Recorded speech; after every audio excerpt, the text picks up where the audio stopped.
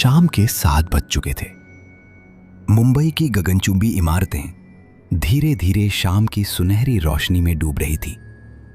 20वीं मंजिल पर स्थित ओरायन टेक्नोलॉजीज के दफ्तर में हलचल कम होने लगी थी। आज कुछ कर्मचारियों को देर तक रुकना पड़ा था। उन्हीं में से 4 सहकर्मी राजेश, सोनाली, अमित और प्रिया लिफ्ट का इंतजार कर रहे थे। राजेश 35 साल का एक मेहनती और सिद्धांतवादी व्यक्ति घड़ी की तरफ देख रहा था। उसके बगल में सोनाली खड़ी थी, जो अपनी लैपटॉप बैग को कंधे पर टिकाए कुछ नोट्स पढ़ रही थी। सोनाली 28 साल की तेज तर्रार आईटी एग्जीक्यूटिव थी, जो हमेशा शांत और संयमित रहती थी। अमित 30 साल का सेल्स पर्सन हमेशा की तरह मजाकिया मूड में था। अरे यार, इस कंपनी में काम करने वाले लोग कम हैं और भूत ज्यादा। उसने मजाक में कहा। सबसे आखिर में खड़ी थी 24 साल की प्रिया, जो हाल ही में इंटर्न के तौर पर आई थी। वो थोड़ी घबराई हुई थी क्योंकि उसने इस बिल्डिंग की लिफ्ट के बारे में कुछ अजीब कहानियां सुनी थी। देखो राजेश भाई, सामने वाली लिफ्ट तो खाली है। अमित ने दूसरी तरफ इशारा करते हुए कहा। राजेश ने देखा, वो लिफ्ट जिसे सब खराब लिफ्ट कहते थे, उसका दरवाजा खुला था। छोड़ो यार, वो कभी भी अटक जाती है, पता नहीं कब ठीक होगी, राजेश ने कहा। अरे लेकिन हमें जल्दी जाना है ना, आज मेरी बीवी ने शाही पनीर बनाया है, अमित ने अपनी पसंदीदा डिश का नाम लेते हुए कहा। सोनाली ने एक गहरी सांस ली। ठीक है, चलो इसी में चलते हैं। किस्मत अच्छी रही तो शायद पहुंच जाएंगे। चारों उस लिफ्ट में घुस गए। प्रिया अंदर जाते ही थोड़ी सिहर गई। लिफ्ट के अंदर हल्की सी ठंडक थी, जो बाहर के मौसम से बिल्कुल अलग थी। बटन पैनल पर धूल की हल्की परत जमी थी और कुछ बटन घिसे हुए थे। राजेश ने ग्राउंड फ्लोर का बटन दबाया। लिफ्ट ने धीरे धीरे नीचे उतरना शुरू किया। 20 से 18, फिर 16, सब ठीक लग रहा था। अमित अपने दिन भर की बातें सुना रहा था और प्रिया कभी कभी हल्की सी मुस्कान दे रही थी। लेकिन जैसे ही लिफ्ट 9वीं मंजिल से गुजरी, उसने एक भयानक झटका दिया। लाइट्स एक पल के लिए बुझ गईं और फिर से जली, लेकिन अब वे पहले से ज्यादा मंद हो चुकी थी। क्या हुआ? प्रिया की आवाज में घबराहट थी। अटक गई शायद, राजेश ने बटन दबाते हुए कहा। कोई बटन काम नहीं कर रहा। सोनाली ने अपने फोन में नेटवर्क चेक किया। सिग्नल नहीं है। लिफ्ट में एक भयानक सन्नाटा छा गया, जिसे केवल एक हल्की सी घिर घिर की आवाज तोड़ रही थी। अचानक लिफ्ट फिर से हिलने लगी, लेकिन इस बार वो नीचे नहीं बल्कि ऊपर की तरफ जा रही थी। फ्लोर इंडिकेटर पर नंबर तेजी से बढ़ने लगे।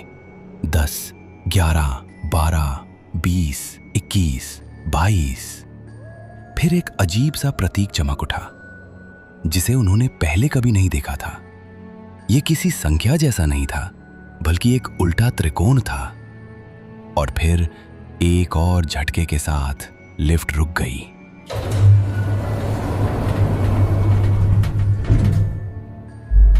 दरवाजे खुले। सामने का नजारा देखकर वे चारों जम से गए। ये ओरायन टेक्नोलॉजीज का दफ्तर नहीं था। ये कोई ऐसी जगह थी जो उन्होंने पहले कभी नहीं देखी थी। सामने एक लंबी, अंधेरी और धूल भरी गलियारा था। दीवारों पर प्लास्टर उखड़ रहा था और छत से पानी टपकने के निशान थे।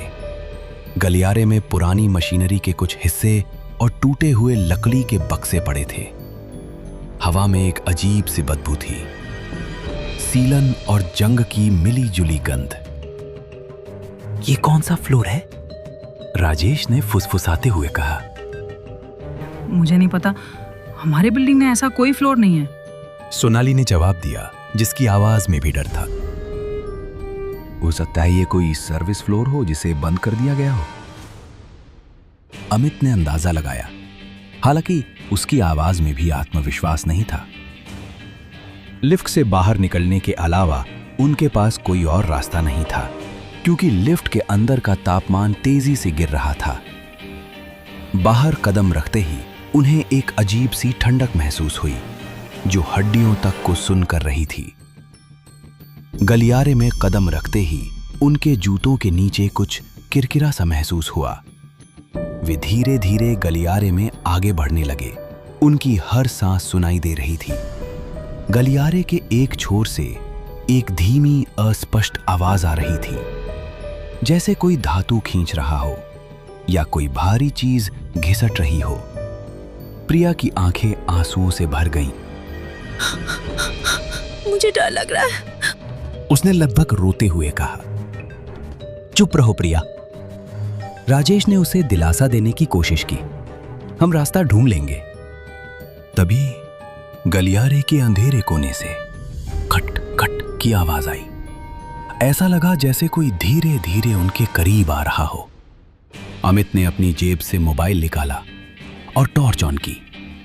टॉर्च की रोशनी में उन्होंने देखा कि कुछ परछाइयां दीवारों पर नाच रही थी। वे परछाइयां किसी इंसान जैसी नहीं थी, बल्कि विकृत और लंबी थी। अचानक अमित का पैर फिसल गया। वो एक खुले हुए छेद में गिरने लगा। आह! उसने चीखते हुए कहा। राजेश और सोनाली ने तुरंत उसे पकड़ा। अमित का एक पैर छेद के अंदर था। जब वे उसे ऊपर खींचने लगे तो अमित ने चीखते हुए कहा, कोई मेरा पैर खींच रहा है, कोई मुझे नीचे खींच रहा है। सोनाली ने टॉर्च की रोशनी नीचे डाली। उसने जो देखा उससे उसकी रूह कांप गई। छेद के अंदर से एक काली पतली सी परछाई अमित के पैर को जकड़ रही थी।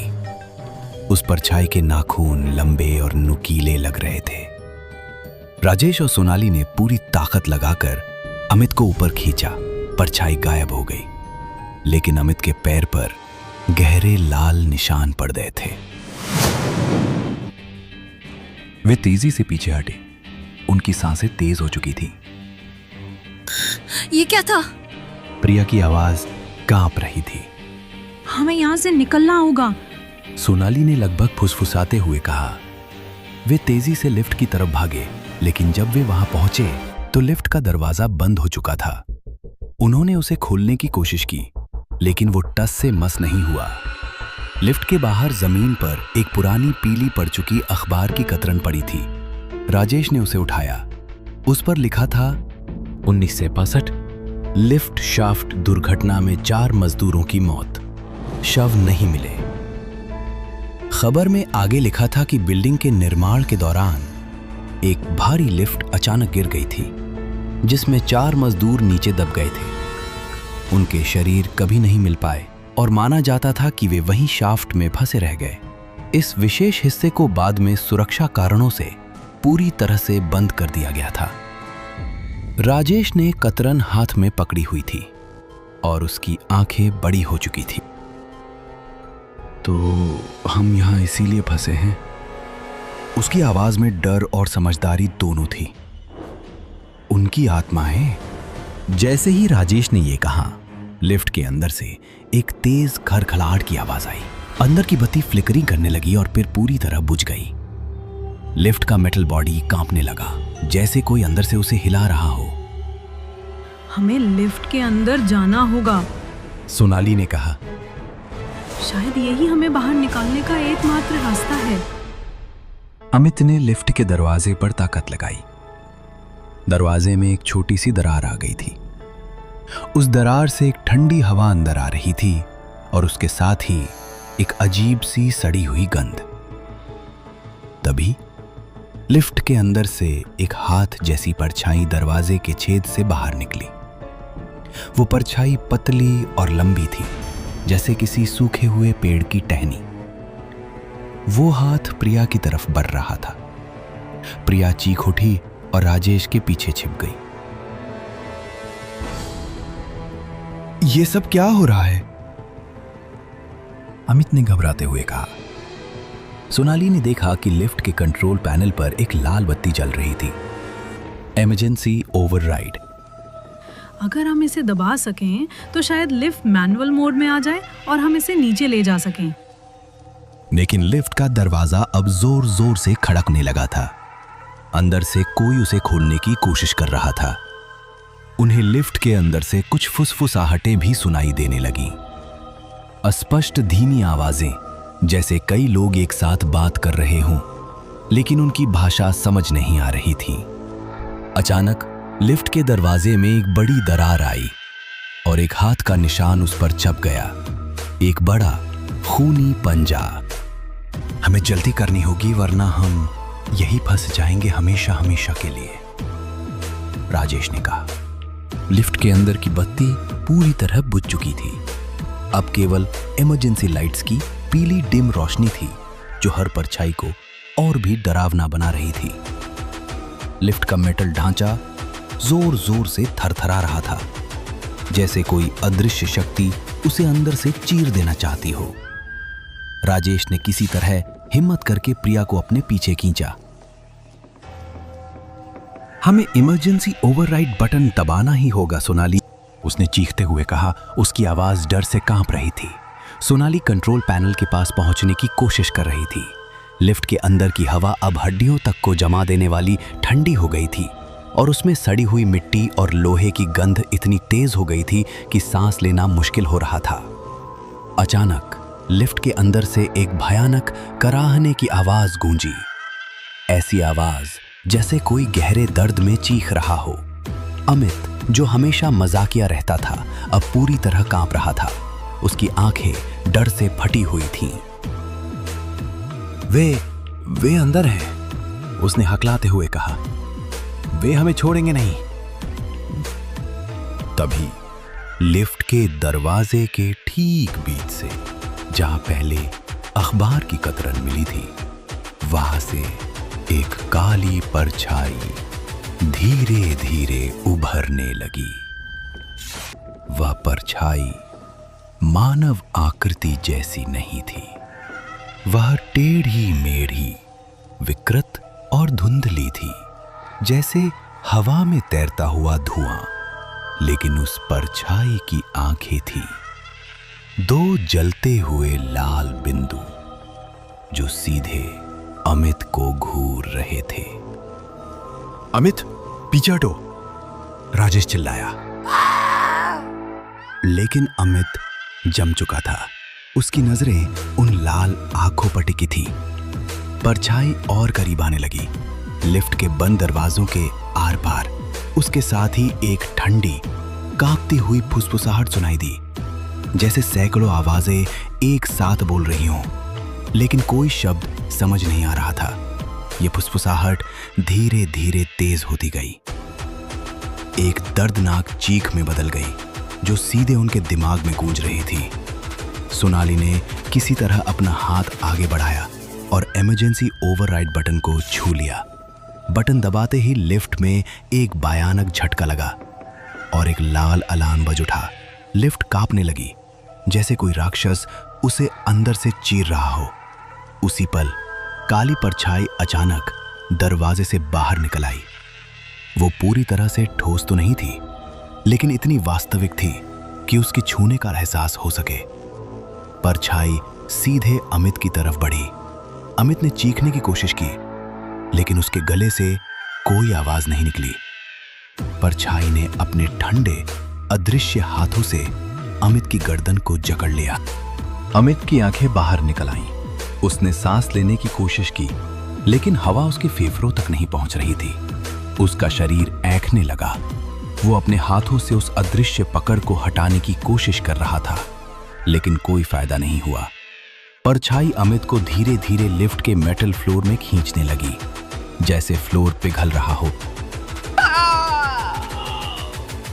अमित, राजेश चिल्लाया और उसे बचाने के लिए आगे बढ़ा, लेकिन सोनाली ने उसे कसकर पकड़ लिया। नहीं राजेश, तुम भी फंस जाओगे, हम उसे नहीं बचा सकते।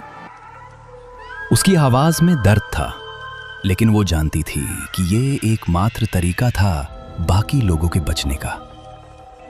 अमित का शरीर लिफ्ट के फ्लोर में आधा समा चुका था। उसकी अंतिम चीख लिफ्ट के छोटे से डिब्बे में गूंजी, जो जल्द ही एक भयानक घुटती हुई कराह में बदल गई।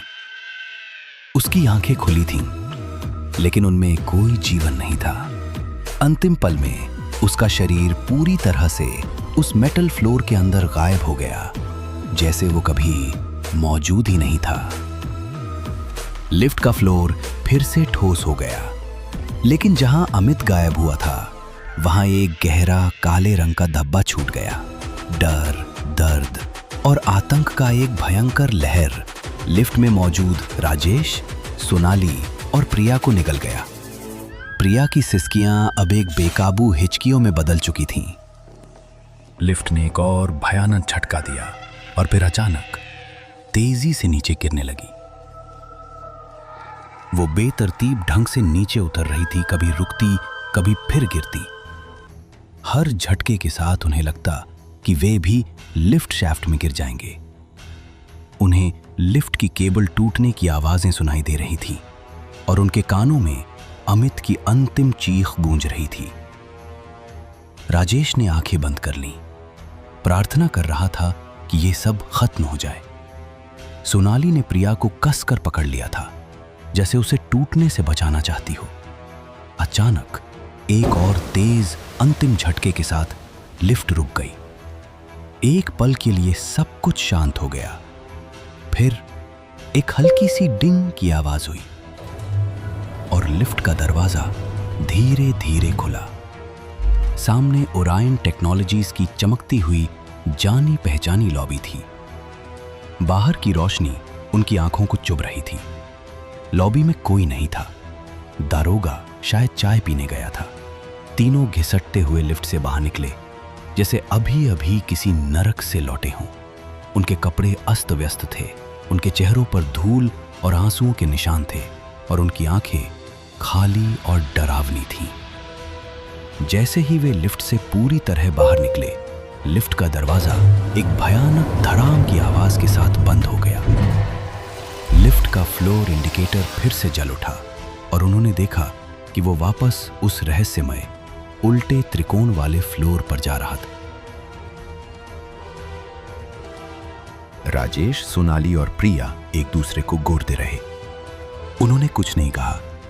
उनके पास कहने के लिए कुछ था भी नहीं। अमित अब नहीं था। वो उस शापित लिफ्ट के अंदर, उस अनजान फ्लोर पर हमेशा के लिए कैद हो चुका था। वे धीरे धीरे लॉबी से बाहर निकले, शहर की रात की भीड़ में गुम होने के लिए। बाहर की रोशनी, शोर और लोगों की चहलकदमी उन्हें किसी और दुनिया की लग रही थी। उनके पीछे ओरियन टेक्नोलॉजीज की इमारत खड़ी थी और उसकी एक लिफ्ट हमेशा के लिए एक भयानक रहस्य और एक आत्मा का कारागार बन चुकी थी। उन्होंने कभी किसी को उस रात की पूरी सच्चाई नहीं बताई। कौन विश्वास करेगा? वे खुद भी नहीं जानते थे कि जो हुआ वो सपना था या भयानक हकीकत।